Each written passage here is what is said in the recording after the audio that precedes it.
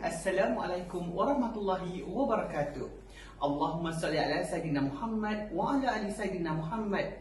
Apa khabar para penonton yang dirahmati Allah Subhanahu Wa Taala? Baik, alhamdulillah. Saya doakan agar kita semua sihat sejahtera di bawah lindungan kasih sayang Allah Subhanahu Wa Taala, insya-Allah. Baiklah, pada hari ini anda bersama saya Hafiz Hashim serta rakan baik saya Zara Ismail dan Harun Nizam di dalam pembentangan falsafah dan isu semasa.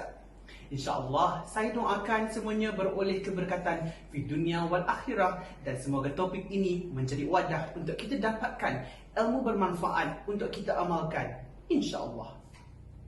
Pada hari ini kami akan membawakan topik bentuk serangan umat Islam masa kini. Hadirin dan hadirat sekalian, pernahkah kita merasai sakit tetapi tidak berdarah? Peperangan yang tiada lukanya dan tiada kecederaannya. Kenyataan tersebut merujuk kepada peperangan yang bukan pada fizikal manusia, namun lebih kepada pemikiran kita. Dalam kita tidak sedar, sebenarnya umat Islam masa kini sedang dijajah dan diperangi dengan serangan pemikiran biarpun telah lama bebas dan merdeka. Apa yang membimbangkan lagi, ada di antara umat Islam masa kini tidak menyedari keadaan ini. Hasilnya, umat Islam masa kini sedikit sebanyak sudah mula meninggalkan ajaran Islam secara tidak langsung dan terus dijajah dengan pemikiran-pemikiran barat. Kedatangan Islam telah menolak segala ajaran dan kehidupan jahiliah pada satu ketika dahulu. Masyarakat Arab dahulunya yang melalui transisi dari zaman kegelapan berubah kepada zaman menghormati satu sama lain dan norma baru di waktu berkembangnya ajaran Islam. Perkembangan Islam di dunia yang sangat cepat pada 50 tahun pertama di zaman Nabi Muhammad SAW dikatakan zaman yang paling cemerlang kerana pada ketika itu Rasulullah dianggap sebagai sumber rujukan yang paling baik dan sempurna sebelum kewafatannya.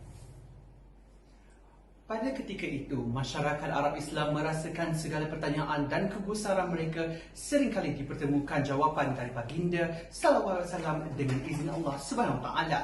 Namun di era teknologi globalisasi kini, masyarakat Islam mudah dihasuti dan dijajah pemikiran mereka dengan ideologi-ideologi barat.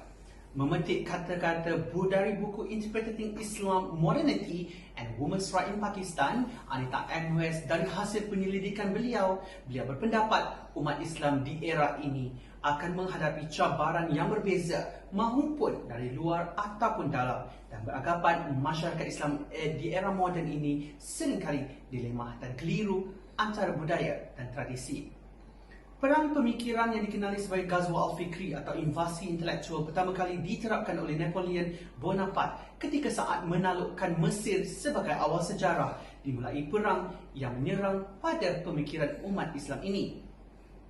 Serangan tidak langsung ini seringkali diklasifikasikan serangannya halus di mana ia menyerang pemikiran golongan muda dan remaja.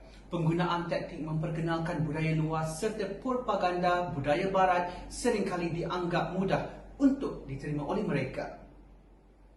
Antara metod yang digunakan di dalam Ghazwa Al-Fikri adalah tashkik, iaitu menimbulkan keraguan dalam jiwa kaum muslimin terhadap agamanya. Mereka menuduh Al-Quran bukan lagi sumber yang rasional dan muslimin seharusnya tidak mengkajinya lagi. Kedua, taswik, pengaburan fakta kebenaran yang disampaikan oleh ajaran Islam.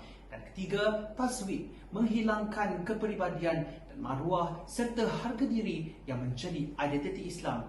Dan yang terakhir, tadrib, yang membuat umat menjadi murtad dengan cara mengikuti mereka secara menyeluruh dalam berbagai aspek kehidupannya dengan menganut faham yang di luar ajaran Islam dengan usaha westernisasi. Bahaya Ghazwa Al-Fikri juga akan mengheret seseorang ke dalam jurang kesesatan dan kesesatan tanpa terasa. Ibaratnya seutas rambut yang dimasukkan ke dalam tepung kemudian ditarik dari tepung tersebut. Tidak akan ada sedikit pun tepung yang menempel pada rambut. Rambut itu keluar dari adunan dengan halus sekali tanpa terasa. Demikianlah seseorang hanya tahu bahawa ternyata dirinya sudah berada dalam kesesatan tanpa terasa. Bagi mengupas lebih lanjut pelbagai bentuk serangan umat Islam masa kini, mari kita bersama sahabat baik saya, Zara Ismail, yang akan berkongsi lebih lanjut mengenai topik kita pada kali ini. Assalamualaikum warahmatullahi wabarakatuh. Hari ini Saya Zahra Ismail akan bersama anda semua untuk mengulas topik yang telah rakan saya nyatakan sebentar tadi dengan lebih lanjut. Pada zaman serba moden, pengaruh westernisasi kini semakin meluas di seluruh dunia. Ia adalah proses pengambil alihan unsur-unsur budaya barat dalam berbagai bidang seperti politik, ekonomi, fashion, gaya hidup, agama, nilai-nilai, teknologi dan bahasa. Tujuan pihak barat adalah untuk cuba menjarakkan ajaran Islam daripada politik dan akhlak masyarakat serta mengecam akidah dan nilai-nilainya dengan membawa masuk pelbagai ideologi dan pemikiran yang baru ke dunia Islam. Dengan langkah-langkah globalisasi di seluruh dunia, terhasillah satu perubahan yang amat drastik terhadap pegangan akidah dan pemikiran umat Islam. Proses westernisasi ini telah memberi satu impak yang besar terhadap umat Islam semua. Tahukah anda, lahirnya ideologi-ideologi moden dalam masyarakat Islam menyebabkan perubahan tingkah laku seperti cara berinteraksi, perubahan gaya hidup seperti dari segi pergaulan, pemakanan, pemakaian, pentadbiran ekonomi dan juga negara. Masyarakat Islam telah mengadaptasi proses westernisasi ini kerana mengikut peredaran masa. Ideologi-ideologi yang telah diperkenalkan oleh Barat adalah sekularisme. Apa itu sekularisme? Sekularisme merujuk kepada pemisahan agama dari negara. Ini bermaksud bahawa negara tidak boleh mendiskriminasi warganya atas dasar agama. Sosialisme merujuk kepada sistem ekonomi dan politik berdasarkan pemilikan awam ataupun lebih dikenali sebagai pemilikan bersama di mana sumber kekayaan negara dinikmati bersama secara rata. Liberalisme. Apa itu liberalisme?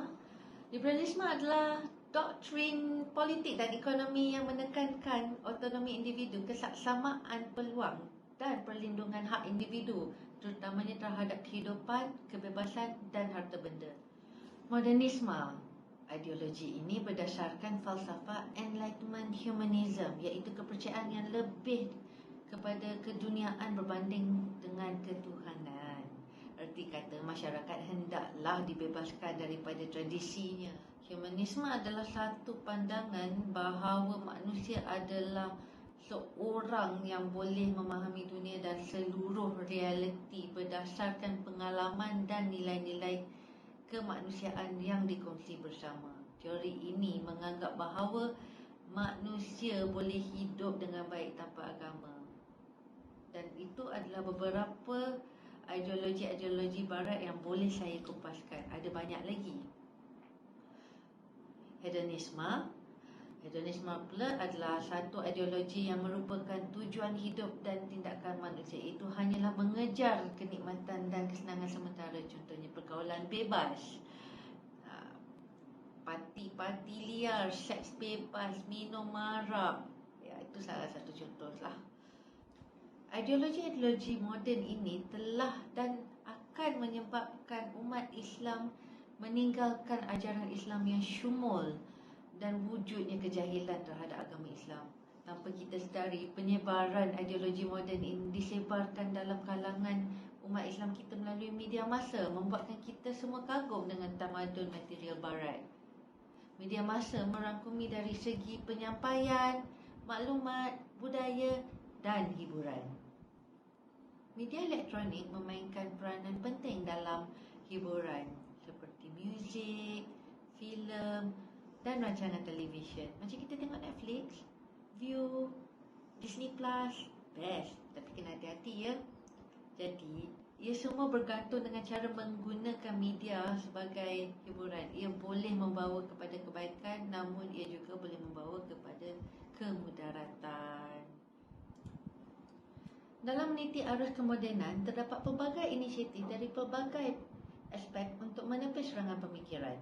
Pelbagai langkah-langkah yang boleh diambil untuk menangani serangan pemikiran umat Islam masa kini. Di sini, saya serahkan kepada rakan seperjuangan saya, Khairul Nizam Mak Ramzan, untuk mengulas lebih lanjut. Assalamualaikum dan salam sejahtera. Saya Nizam Ramzan. Seperti yang diterangkan oleh sahabat-sahabat saya sebentar tadi, masyarakat Islam pada masa kini hendaklah sentiasa berwaspada dengan ancaman pemikiran yang melanda. Sedar ataupun tidak, terdapat pelbagai ancaman pemikiran yang telah menjadi sebahagian daripada hidup kita. Sebagai seorang Islam yang sejati, kita hendaklah sentiasa meningkatkan ketakwaan diri kepada Allah Subhanahu Wa Taala dan tidak terpengaruh dengan dakwah barat yang telah melanda kita pada masa kini. Hiburan sememangnya tidak asing lagi dalam hidup yang serba moden ini. Akan tetapi, terdapat keburukan sekiranya ia tidak dikawal. Memang tidak dinafikan, hiburan adalah sesuatu perkara yang menyeronokkan. Sebagai seorang Islam, kita hendaklah sentiasa menjaga batas-batas yang telah ditetapkan oleh syariat Islam untuk mengelakkan diri kita daripada terpesong dan mengikut budaya-budaya barat atau orang bukan Islam.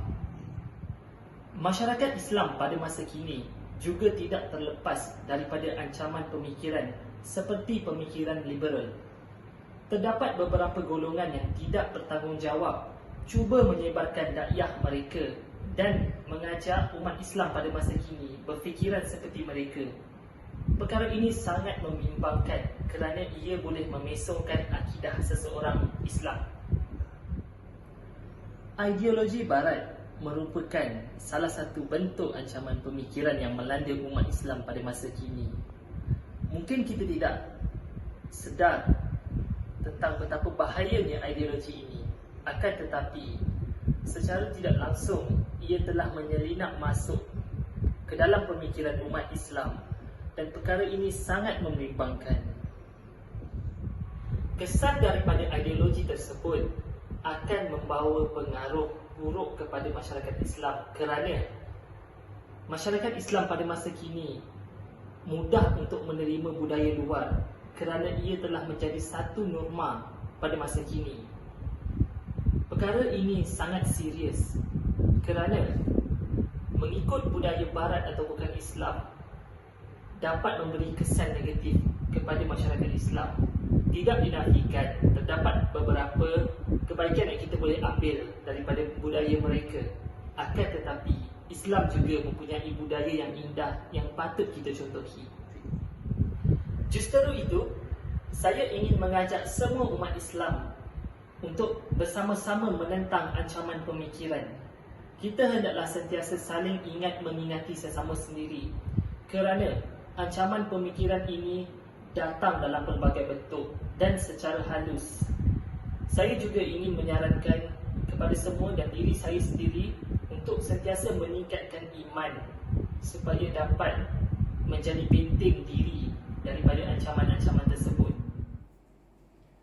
Alhamdulillah para sahabat yang disayangi semua dan sudi menonton perkongsian kami, mengingatkan diri saya serta kita semua sekiranya kita hari ini sudah tersasul dari landasan agama kita kembali kepada Al-Quran. Kita bukalah Al-Quran kerana sebenarnya banyak jawapan kepada permasalahan dalam hidup kita.